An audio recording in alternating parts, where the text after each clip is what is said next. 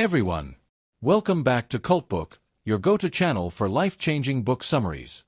Don't forget to hit that subscribe button to stay updated with our latest content. Today, we're diving into the powerful insights of Joseph Murphy's classic, The Power of Your Subconscious Mind. This book is a treasure trove of wisdom on how to harness the immense power of your subconscious mind to transform your life. Murphy emphasizes that our subconscious mind is like a fertile garden.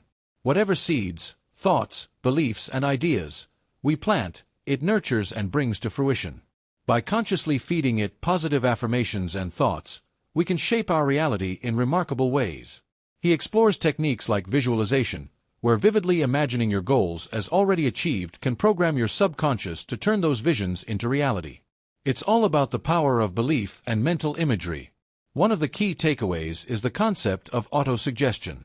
Repeatedly telling yourself positive statements, especially before sleep, can bypass the conscious mind and firmly root these ideas in the subconscious. Over time, this can dissolve mental blocks and open the path to success. So, there you have it, a brief glimpse into the power of your subconscious mind. Remember, you have the ability to shape your destiny by mastering your subconscious.